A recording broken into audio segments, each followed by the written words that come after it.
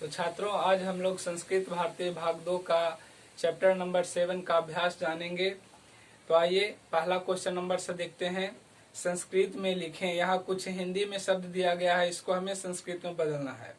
और यहाँ पे देखने पे पता चल रहा है कि जो भी है लगभग तृतीया विभक्ति से ही दिया गया है।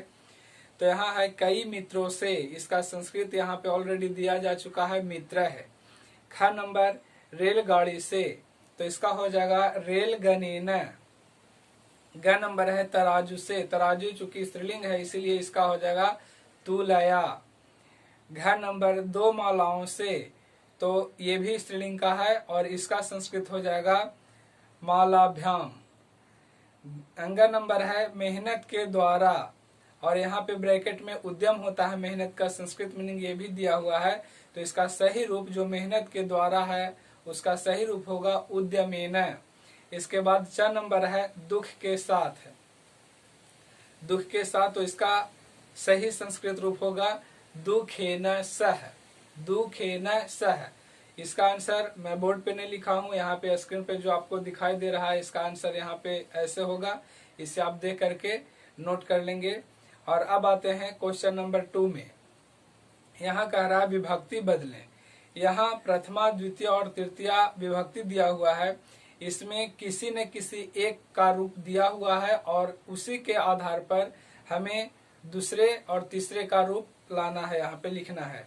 तो आइए देखते हैं। पहला जो लिखा हुआ है शिक्षिका है, तो इसका द्वितीया में शिक्षिकान और तृतीया में शिक्षका है।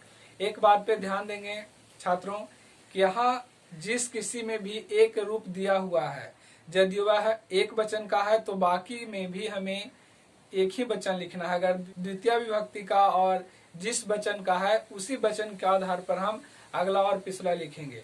तो आइए यहाँ से पहला चूंकि दिया हुआ है इसलिए मैं बोर्ड पे नहीं लिखा हूँ, दूसरा नंबर से लिखा हूँ। तो यहाँ दिया हुआ है द्वितीय विभक्ति में कथाम, तो कथाम से देखते हैं हम लोग। यहाँ जो कथाम है द्वितीय विभक्ति का एक वचन में आता है, तो प्रथमा विभक्ति में हम जब देंगे तो ये हो जाएगा कथा। और जो भी यहाँ पे आंसर के रूप में है वो सबको मैं अंडरलाइन कर दिया हूँ ताकि आप लोगों को समझने में आसानी हो। तो यहाँ पे हो जाएगा प्रथमा में कथा और तृतीया में हो जाएगा कथया। इसी तरह से तीसरा नंबर में दिए हुए है पुष्प है। पुष्प है जो तृतीय विभक्ति का बहुवचन है, तो शेष दोनों में हमको बहुवचन में ही लिखना है, इसलिए यहाँ पे हो जाएगा प्रथमा में भी पुष्पानी और द्वितीय में भी पुष्पानी। अगला नंबर में है एता है, जो कि प्रथमा विभक्ति में लिखा हुआ है, तो ये बहुवचन का है, इसलिए हम द्वितीय और तृतीय में भी बहुवचन ही डालेंगे। तो यहाँ पे हो जाएगा एता और इसमें तृतीय में हो जाएगा एताभि। अगला है जो यहाँ पे तह लिखा हुआ है, तह, और यह रूप होना चाहिए नपुंसक लिंग का। यहाँ पे अगर पुल्लिंग का होता तो बाकी के रूप गड़बड़ हो जाते, इसलिए यहाँ पे नपुंसक लिंग लिखा हुआ है। तो हम लोगों को यहाँ पे नपुंसक लिंग का ही रूप लिखना है, बहुवचन में है इसीलिए यहाँ पे प्रथमा में भी तानी और द्वितीय में भी तानी। जैसे कि पढ़ेंगे या जानते होंगे कि नपुंसक लिंग में रूप चलता है तत् ते तानी, तो यहाँ पे तह है इसीलिए यहाँ पे प्रथमा में भी तानी और द्वितीय में भी तानी। और अगला है यहाँ पे कम दिया गया है, कम द्वितीय विभक्ति में यह एक वचन का है, इसीलिए हम प्रथमा में देंगे कह और तृतीय में हो जाएगा केन। तो इस तरह से आपका क्वेश्चन नंबर 2 क्लियर हुआ। आप देखते हैं क्वेश्चन नंबर 3। यह कह रहा है निम्नलिखित शब्दों के लिंग, विभक्ति एवं वचन लिखें। यहाँ पे कुछ शब्द दिया गया है और उस शब्द को हमें पहचानना है कि किस लिंग का है, किस विभक्ति का है और किस वचन का है। तो पहला यहाँ पे पुष्प बनाया हुआ है जो कि नपुंसक लिंग का है, तृतीय विभक्ति का बहुवचन है। तो आइए आगे से देखते हैं, जो हमने बनाया है उसे ध्यान से देखेंगे। अगला शब्द है सीतया। सीतया है जो स्त्रीलिंग है और यह तृतीय विभक्ति का है, एक वचन का है। इसी तरह से यहाँ पे हस्ताभ्याम, हस्ताभ्याम है जो पुल्लिंग के अंतर्गत आता है, तृतीय विभक्ति का द्विवचन है। यहाँ पे चतुर्थी और पंचमी में भी आ सकता है, चतुर्थी और पंचमी में भी इसका प्रयोग हस्ताभ्याम के ही रूप में होता है, लेकिन जनरली हम देख रहे हैं तृतीया, और हर एक इस चैप्टर में जो भी आ रहा है लगभग तृतीया से, इसलिए मैंने यहाँ पे तृतीया लिखा है। और यह द्विवचन का है। विमानेना, विमानेना है जो पुल्लिंग के अंतर्गत आता है, तृतीया विभक्ति का है और एक वचन है।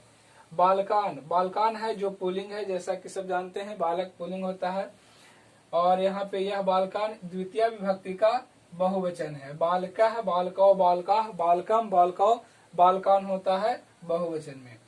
यहाँ पे छात्राम, छात्रम जो दिया गया है वो स्त्रीलिंग के लिए, जैसे छात्र होता है पुल्लिंग के लिए और छात्रा होता है स्त्रीलिंग के लिए, तो यहाँ पे छात्राम स्त्रीलिंग द्वितीय विभक्ति और एक वचन। जब छात्रा का द्वितीय विभक्ति एक वचन में हम प्रयोग करते हैं तो यही छात्राम आता है, इसलिए यहाँ पे एक वचन द्वितीय का एक वचन है। तो छात्रों इस प्रकार से क्वेश्चन नंबर 3 भी कंप्लीट हुआ। तो अब देखते हैं क्वेश्चन नंबर 4। यहाँ कह रहा है निम्नलिखित शब्दों से वाक्य बनाएं।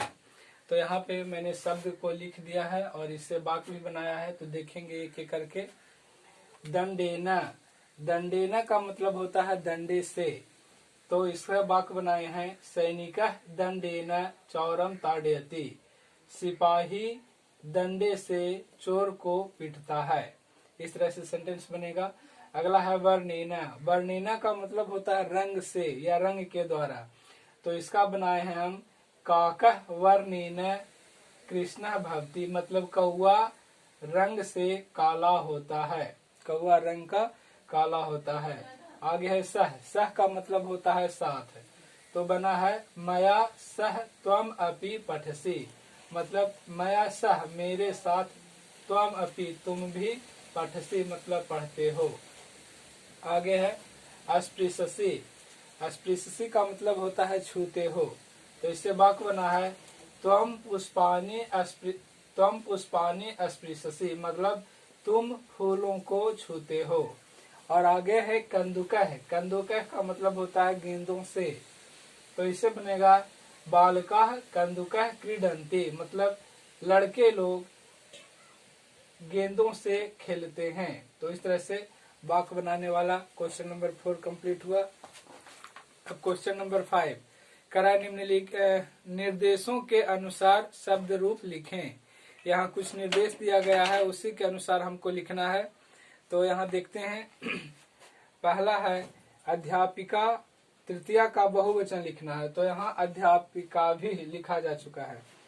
फिर ख में है नौका, जो कि तृतीया विभक्ति का एक वचन में लिखना है, तो हो जाएगा नौकया। ग नंबर कर्ण का लिखना है तृतीया विभक्ति का बहुवचन, तो इसका हो जाएगा कर्णे है। घ नंबर है जल का द्वितीय विभक्ति बहुवचन, तो हो जाएगा जलानी, क्योंकि यह नपुंसकलिंग होता है, तो जलम जले जलानी, जलानी हो जाएगा। और अंगर नंबर तत् नपुंसकलिंग का तृतीय बहुवचन लिखने का रहा, तो यहाँ हो जाएगा तह। तो छात्रों अब देखेंगे क्वेश्चन नंबर 6 कह रहा निम्नलिखित वाक्यों को शुद्ध करें। यह जो वाक्य दिया गया है इसमें कुछ न कुछ अशुद्धियां हैं, उन अशुद्धियों को हटा करके हमें शुद्ध रूप यहाँ पे लिखना है। तो आइए देखते हैं। यहाँ पे इस सेंटेंस में मैंने अशुद्ध शब्दों को हटा दिया है और शुद्ध शब्द को रखकर ये सेंटेंस को क्रिएट किया है।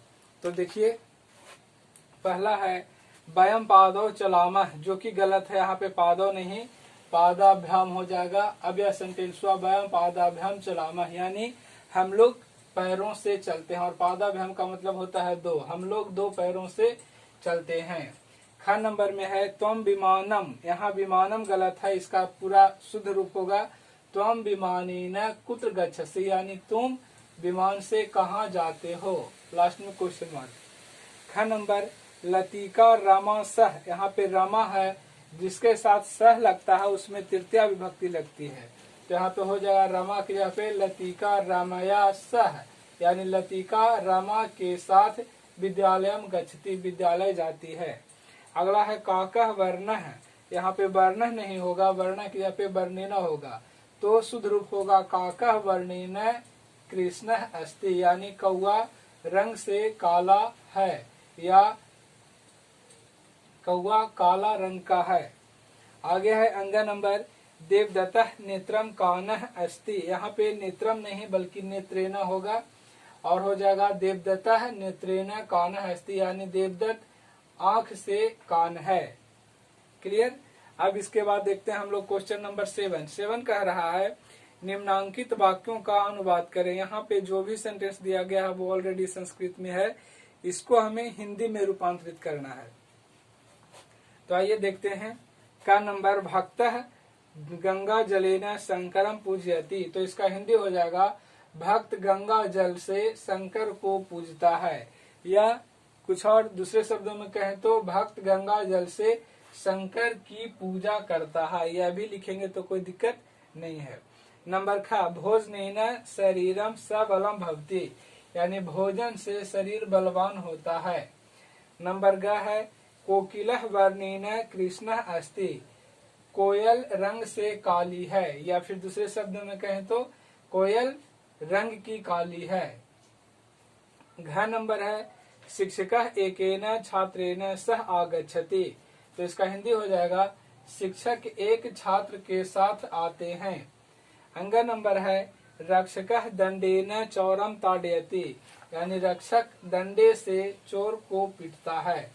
तो इस प्रकार से साथियों आपका क्वेश्चन चैप्टर नंबर 7 का क्वेश्चन आंसर संपूर्ण हुआ। अगर ये वीडियो अच्छा लगे तो आप लोग लाइक कीजिए, शेयर कीजिए, और चैनल को सब्सक्राइब नहीं किया है तो सब्सक्राइब करें। So wish you all the best. Thank you. That's all.